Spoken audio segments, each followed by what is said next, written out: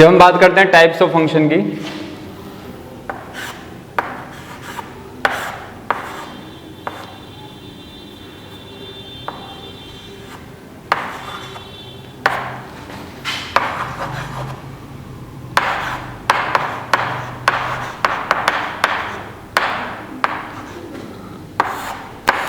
Types of function के लिए मैं रेफरेंस ले रहा हूं play with graph. Play with graph एक बुक है अरिहंत पब्लिकेशन की, तो उसमें बहुत अच्छे से एक्सप्लेन किया है टाइप्स ऑफ फंक्शन को। तो टाइप्स ऑफ फंक्शन के लिए मेरा रेफरेंस है प्ले विद ग्राफ, बुक है अरिहंत पब्लिकेशन की। अब देखो टाइप्स ऑफ फंक्शन में हमारे पास दो ही टाइप के फंक्शन होते हैं। हमारे पास सिर्फ दो टाइप के फंक्शन होते हैं जिन्हें हम डिवाइड कर सकते हैं।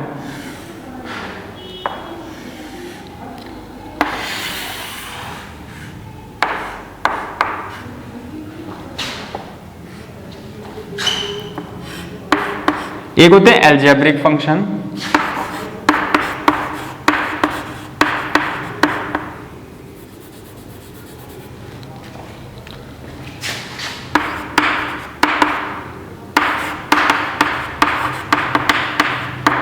Algebraic function. दूसरे होते हैं ट्रांसीडेंटल।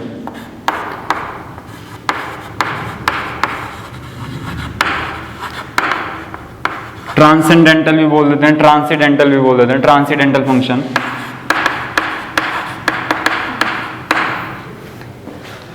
अब अलजेब्रिक फंक्शन में भी फिर अगेन टाइप हो जाते हैं।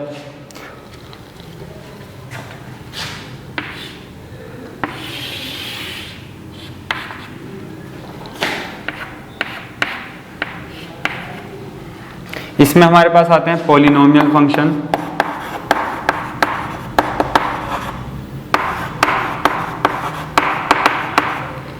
फिर आते हैं हमारे पास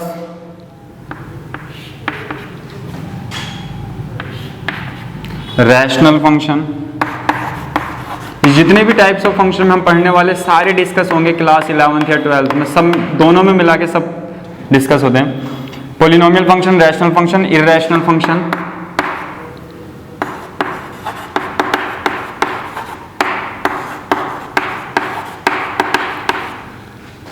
और लास्ट हमारे पास पीस वाइज फंक्शन।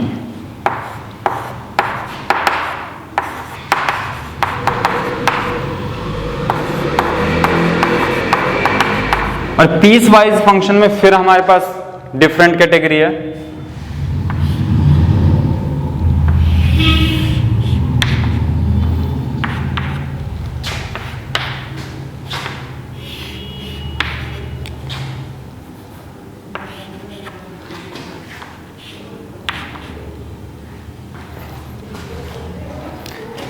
अब इसमें हमारे पास है modulus function,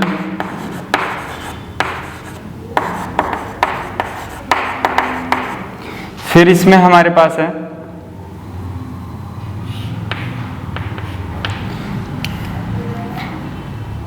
greatest integer function,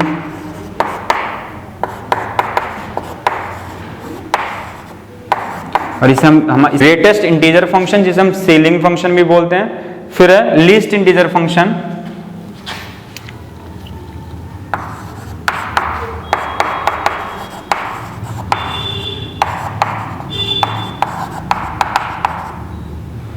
इसे हम फ्लोर फंक्शन बोलते हैं।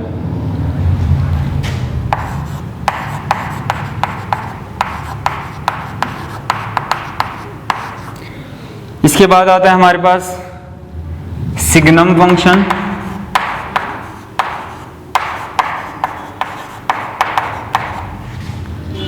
और इसके बाद आता है हमारे पास फ्रैक्शनल फंक्शन।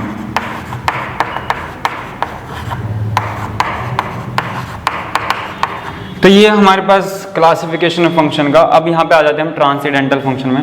तो ट्रांसीडेंटल फंक्शन में फिर हमारे पास क्लासिफिकेशन होता है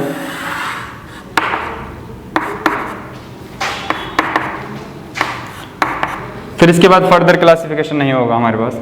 तो इसमें हमारे पास है लॉगरिथमिक फंक्शन, या हम ऐसे बोल देते हैं ट्रिग्नोमेट्रिक फंक्शन, ट्रिग्नोमेट्रिक फंक्शन,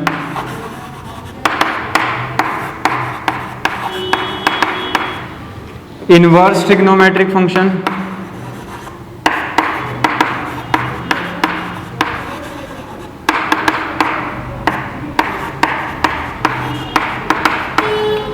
इसके बाद आ जाते हैं हमारे पास लॉगरिथमिक फंक्शन।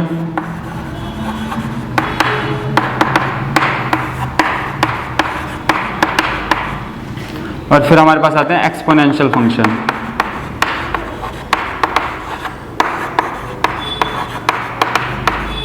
तो ये हमारे पास क्या है, क्लासिफिकेशन है फंक्शन का। तो हमारे पास इतने सारे टाइप के फंक्शन होते हैं और सारे हमें क्लास 11th और 12th में ही पढ़ने होते हैं। तो ये हम काफ़ी चीज़ें हम 11th में पढ़ लेते हैं। ये सारे फंक्शन हम 11th में हैं, इधर वाले, और ट्रिग्नोमेट्रिक फंक्शन भी 11th में। तो इस 12th में हमारे पास जो नए फंक्शन होंगे, इनवर्स ट्रिग्नोमेट्रिक फंक्शन होंगे, लॉगरिथमिक फंक्शन होंगे, इनवर्स ट्रिग्नोमेट्रिक फंक्शन होंगे, लॉगरिथमिक होंगे और एक्सपोनेंशियल होंगे। इसके लिए पूरा एक कंसेप्ट है डिफरेंशिएबिलिटी में, एक्सपोनेंशियल के लिए भी एक कंसेप्ट है डिफरेंशिएबिलिटी में, और ये चैप्टर है। तो ये हमारे पास क्या है, फंक्शन है। अब इन सारे फंक्शनों का नेचर देखते हुए, नेचर मतलब कोई किसके साथ एसोसिएट हो रहा है, और क्या कोई 1 1 है, मतलब एक एलिमेंट एक के साथ ही एसोसिएट हो रहा है, या ऐसा हो। देखो फंक्शन में कई बार क्या होता है, इनका नेचर देखते हैं हम। मान लो एक मैं फंक्शन लूं एक्स स्क्वायर, जब इस फंक्शन में -1 डाला तो भी मुझे 1 मिलेगा, 1 डाला तो भी मुझे 1 ही मिलेगा। तो ये एक ऐसा फंक्शन है जिसके दो डिफरेंट एलिमेंट किसी यूनिक एलिमेंट से एसोसिएट हो रहे हैं, पर उनका जो एसोसिएशन है ना किसी कॉमन एलिमेंट के साथ हो गया। फंक्शन तो है ये, देखो -1 के लिए कोई एक यूनिक है 1, 1 के लिए कोई यूनिक है 1, ठीक है ना। तो फंक्शन तो है, बट इनका जो एसोसिएशन हुआ ना किसी सेम एलिमेंट पे ही हो गया। तो ऐसे फंक्शन को फिर हम मैनी वन बोल देते हैं, इसका नेचर कुछ अलग मिला। अब एक फंक्शन है हमारे पास, इसमें हर एलिमेंट पे डिफरेंट ही मिलेगा, 2 पे 4, 3 पे 6, तो इसका नेचर कुछ और है। तो इसे हम क्या बोलते हैं, 1 1। तो इनके नेचर, इन सारे फंक्शन को जो हम रीड करते हैं सबका ग्राफिकली है, हम जब रीड कर लेते हैं ग्राफिकली, तो हम इनके नेचर को देखते हुए हमारे पास कुछ टाइप के फंक्शन और होते हैं, मतलब वो इनका नेचर डिफाइन कर रहे हैं। और क्लास 12th में हमें इन फंक्शन का नेचर को ही समझना है कि किस टाइप के फंक्शन को हम कैसा बोलेंगे, मतलब उनका नेचर क्या होगा। तो 4 टाइप के नेचर को हम पढ़ना है हमें। ये तो था टाइप्स ऑफ फंक्शन, ये हमारे पास ब्रॉड कैटेगरी है, इसमें सारे फंक्शन हम कवर कर लेते हैं। अब इनके नेचर को देखने के लिए कि भाई कौन सा फंक्शन हर एलिमेंट पे डिफरेंट रेंज देने वाला है, और कौन सा फंक्शन 2 डिफरेंट वैल्यू पे भी सेम आंसर देने वाला है। तो ये नेचर है। और कौन सा एलिमेंट्स, कौन सा फंक्शन पूरी कोडोमेन को खत्म कर देगा, मतलब कोडोमेन रेंज ही बन जाएगी, और कौन सा फंक्शन में कोडोमेन बच जाएगी। तो ये सारे नेचर हैं फंक्शन के, तो उन्हीं के नेचर के हिसाब से हम फिर टाइप्स ऑफ फंक्शन पढ़ते हैं। ये हमारी क्लास 12th में सिलेबस भी है, टाइप्स ऑफ फंक्शन। इसमें हमारे पास 4 टाइप के फंक्शन होंगे, 1 1। अभी समझेंगे सब 1 1 क्या है।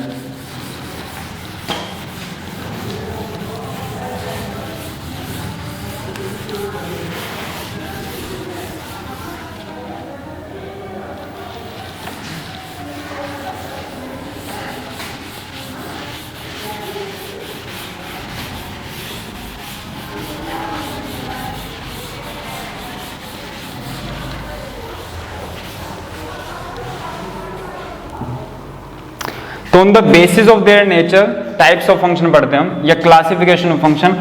On the basis of nature types of function है। तो हमारे पास जो क्लास 12th है हमें यही समझना है कि कैसा कौन सा फंक्शन क्या होता है। तो अब हम फिर कर रहे हैं टाइप्स ऑफ फंक्शन में on the basis of nature. और जितने भी फंक्शन थे उनके सबके नेचर सिर्फ ये 4 ही होंगे।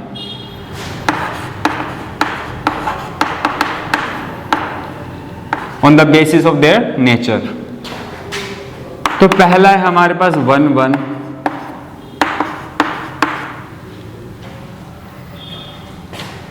फिर हमारे पास है मैनी वन,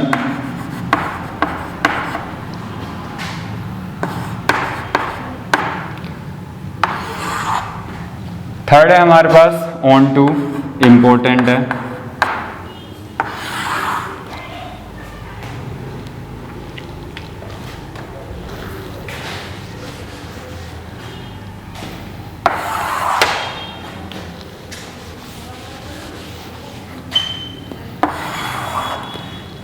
और लास्ट है हमारे पास इनटू।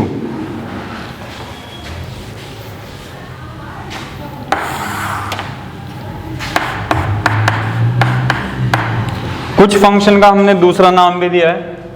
1 का फंक्शन का नाम है हमारे पास इंजेक्टिव,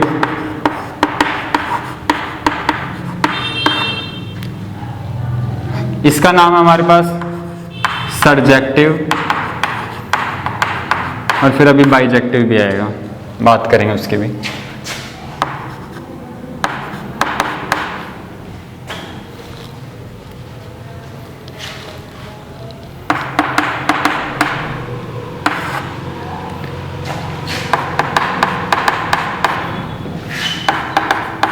ये 3 फंक्शन हमारे एनसीईआरटी सिलेबस में, सीबीएसई में हमारे 3 फंक्शन है। इनटू भी समझ लेते हैं, थोड़ा सा बस डिफरेंस है, कुछ खास है नहीं। तो 1 फंक्शन क्या होते हैं? 1 फंक्शन ऐसे होते हैं, डोमेन का हर एलिमेंट सेट ए में, जो डोमेन का हर एलिमेंट सेट बी में किसी एक ही एलिमेंट से एसोसिएट होगा। मतलब ऐसा कुछ हमें ऐसे सिंगल लाइन देखने को मिलेगी, चाहे इधर खाली बच जाए कुछ, हमें फर्क नहीं पड़ता, पर इधर जितने भी कवर हों, जितने भी फंक्शन बना, जितने भी हैं एलिमेंट, सिर्फ उनमें से एक सिंगल ही तीर होनी चाहिए।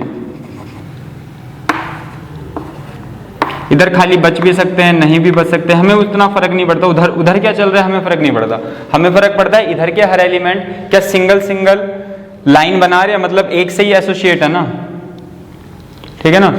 तो हर एलिमेंट क्या होगा, मतलब हर एलिमेंट अपना खास एक किसी पर्टिकुलर एलिमेंट के साथ क्या कर लेगा, मैपिंग कर लेगा। ऐसा ना हो कि 1 के लिए भी यही हो और 2 के लिए भी यही हो, फंक्शन तो होगा वो, पर ये 1 नहीं होगा। तो 1 फंक्शन क्या है, इसकी डेफिनेशन लिखते हैं।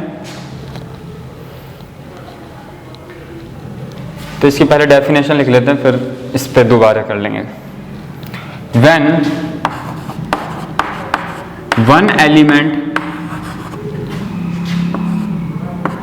1 element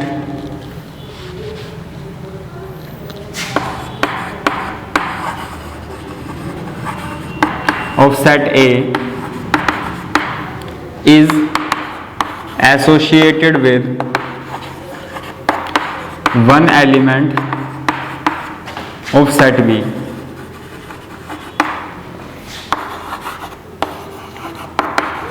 क्या होगा जब सेट ए का हर एलिमेंट किसी एक सेट ए के हर एक एलिमेंट मतलब सारे एलिमेंट एक एलिमेंट के साथ ही एसोसिएट हो, जैसे अभी हमने देखा। अभी मैनी 1 की बात करेंगे जब समझ आएगा। ऐसे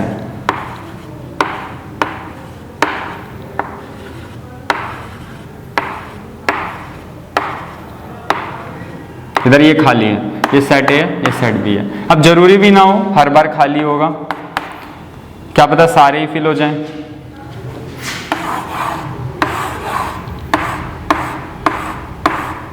उधर खाली बचे ही ना कोई तो भी चलेगा, तो भी 1 है। हमारा मेन फोकस डोमेन पे होना चाहिए, और डोमेन पे हर एलिमेंट ने जो मैपिंग करी है 1 ही करी है ना, मतलब एक के साथ ही करी है ना, 1 मतलब इधर भी 1 और इधर भी 1। अब जैसे एग्जाम्पल दे देता हूँ फंक्शन का, f(x) में 2x, f(x) में x+1, f(x) में x+3, डिफरेंट जितने भी, बस क्या हो फंक्शन में ना स्क्वायर ना आए, जैसे ऐसा ना हो, वो ऐसे होती ये 1 नहीं होगा, क्योंकि -1 पे भी 1 मिलेगा, 1 पे भी 1 ही मिलेगा, -2 पे भी 4 मिलेगा, 2 पे भी 4 मिलेगा। तो हर फंक्शन 1 फंक्शन होता है, एक्सेप्ट उसमें x² टाइप ना आए। और बाकी हम क्वेश्चन करेंगे समझ आएगा। मैनी 1 का मतलब क्या है, when 2 or more एलिमेंट, 2 ही होंगे वैसे, मोर तो नहीं होंगे, 2 और मोर, बस हम लिख देते हैं डेफिनेशन में। when 2 or more element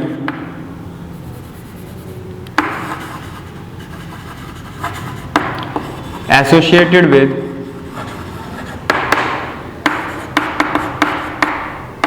one element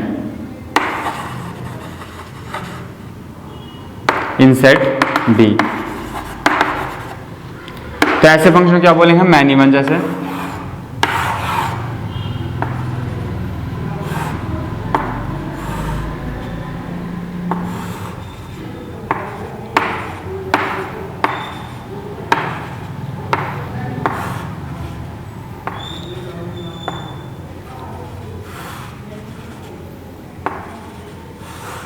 तो ये फंक्शन क्या है, मैनी वन। इधर मैनी है उधर वन है, इधर बच भी जाए कोई फर्क नहीं पड़ता, ना भी बचे तो भी फर्क नहीं पड़ता। हमारा मेन कंसर्न क्या है, इधर दो या दो से ज्यादा एलिमेंट किसी एक एलिमेंट के साथ एसोसिएट हो जाए, उसे क्या बोलते हैं, मैनी वन। अब बात होगी डोमेन की, डोमेन खत्म हो गया। अब डोमेन में हम इतने एक्सपेरिमेंट कर सकते थे। डोमेन में क्या क्या एक्सपेरिमेंट कर सकते थे हम, हर डोमेन के हर एलिमेंट को सिंगल सिंगल लाइनों से जुड़वा दो, डोमेन के एलिमेंट को दो एलिमेंटों को किसी एक से जुड़वा दो, बस इतना ही एक्सपेरिमेंट हो सकता था डोमेन में। तो ये जो फंक्शन है ये डोमेन के ऊपर बने हैं, वन वन और मैनी वन। डोमेन इनके जो प्रायोरिटी है जो डिफाइन होते हैं डोमेन से डिफाइन होते हैं। अब जो ये ऑन टू और इन टू है ये डिफाइन होंगे रेंज से, कोडोमेन से। तो ऑन टू फंक्शन क्या होगा, जब range, when range is equals to codomain, जब कोडोमेन के सारे एलिमेंट कवर हो जाए। जैसे इसमें देखें कोडोमेन है ना, कोडोमेन का ये एलिमेंट बच गया तो ये ऑन टू नहीं है, यहां पे कोडोमेन पूरी कवर हो गई तो ये क्या है, ऑन टू है। मतलब एक भी एलिमेंट खाली नहीं है, सब किसी ना किसी के साथ एसोसिएट हो गया। हर एलिमेंट क्या बन जाए, इमेज बन जाए। When all the element of codomain is image of some element, ऐसा भी लिख सकते हैं, व्हेन ऑल द एलिमेंट्स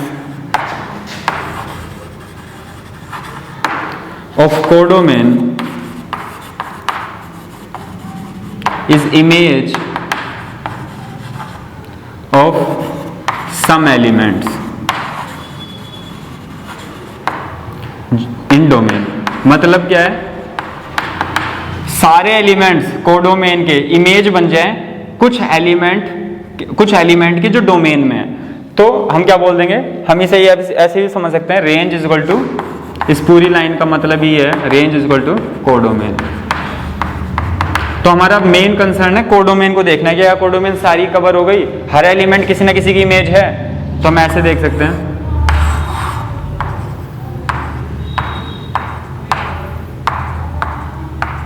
इससे कोई फर्क नहीं पड़ता मैनी वन से खत्म हुई है चाहे वन वन से खत्म हुई, बस खत्म हो जाए, बिल्कुल भी फर्क नहीं पड़ेगा, ऐसे खत्म हो।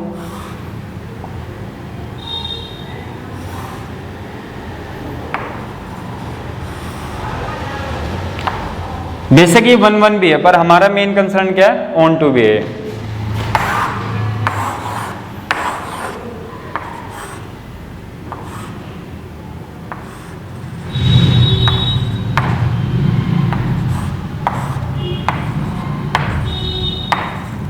ये अब भी ऑन टू है, ठीक है ना, उधर तीन ही एलिमेंट थे तो इसे क्या बोल देंगे हम, ये भी ऑन टू है, ये भी ऑन टू है। डोमेन जो कोडोमेन है वो पूरी क्या बन गई, रेंज बन गई। अब बात करते हैं इनटू की। अब देखो कोडोमेन के साथ क्या क्या एक्सपेरिमेंट कर सकते हैं हम क्या एक्सपेरिमेंट कर सकते हैं, या तो कोडोमेन सारी भर जाए या कुछ खाली रह जाए। जब कोडोमेन में कुछ एलिमेंट्स खाली रह जाएंगे तो हम क्या बोलेंगे, रेंज लेस देन कोडोमेन, और जब ये होगा तो हम उसको क्या बोलेंगे, इनटू फंक्शन। तो हम इसको समझ सकते हैं कुछ,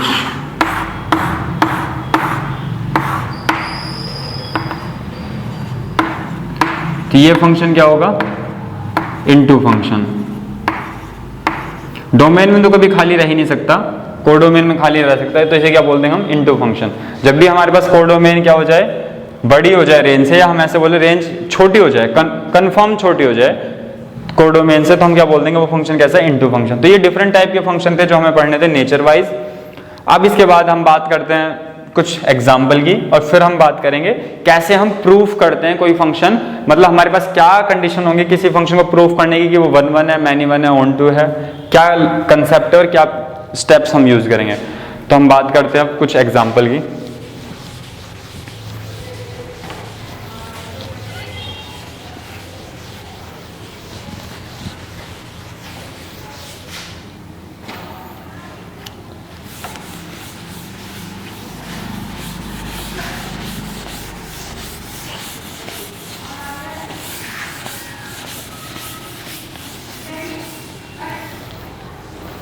तो एनसीईआरटी के कुछ एग्जाम्पल है वो डिस्कस करते हैं।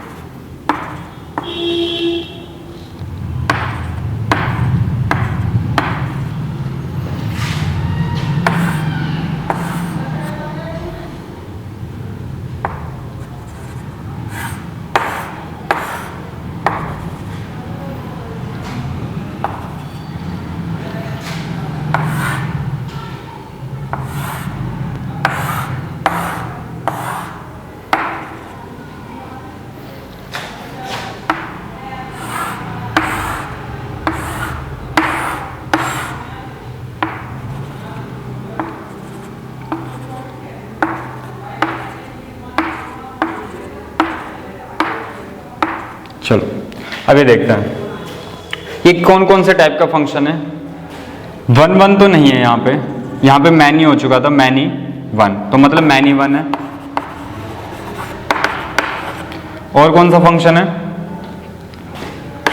और ये है इनटू, क्योंकि रेंज क्या है, रेंज क्या है, छोटी है, तो मैनी वन है और इनटू है। अब इसकी बात करें, वन वन है और ऑन टू भी है। इसकी बात करें कौन सा फंक्शन है ये, ऐसे लग रहा है इनटू है, पर ये फंक्शन ही नहीं है, क्योंकि फंक्शन की डेफिनेशन को इसने ब्रेक कर दिया। कैसे ब्रेक कर दिया, फंक्शन की डेफिनेशन कहती है each element is associated with, her element को एसोसिएट होना पड़ेगा, तो ये एलिमेंट खाली रह गया, तो ये एसोसिएट ही नहीं हुआ, तो ये फंक्शन ही नहीं है, ये एक रिलेशन होगा, फंक्शन ही नहीं है। अब देखो ये कौन सा फंक्शन है, लग रहा है कि इनटू होगा और मैनी वन लग रहा है। अब देखो ये भी फंक्शन ही नहीं है, क्योंकि फंक्शन की डेफिनेशन क्या होनी चाहिए थी, यूनिक एलिमेंट के साथ एसोसिएट होना चाहिए, यूनिक।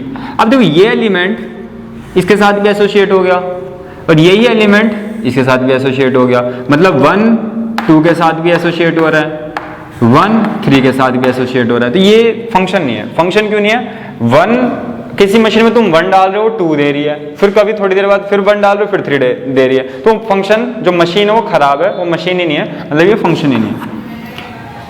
अब देखे सिंगल एलिमेंट सिंगल के साथ, सिंगल एलिमेंट सिंगल के साथ, सिंगल सिंगल सिंगल सिंगल, और पूरी खत्म भी है, तो ये भी क्या है, 1 1 है और ऑन टू भी है। तो ऐसे फंक्शन जो 1 1 एंड ऑन टू होते हैं उसे बोलते हैं हम बाइजेक्टिव फंक्शन।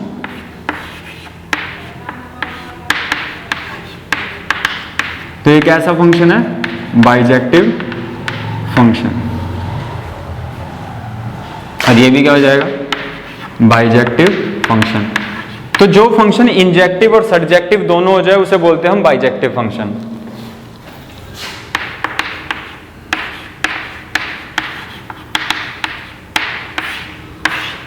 तो हमारे पास क्या है, बाइजेक्टिव फंक्शन। तो बाइजेक्टिव फंक्शन कौन से होते हैं, जो 1 1 और ऑन टू हो, और या हम ऐसे बोले दूसरे तरीके से जो इंजेक्टिव और सब्जेक्टिव हो, तो इन्हें बोलते हैं हम बाइजेक्टिव फंक्शन। अब बात करते हैं कुछ एग्जांपल की।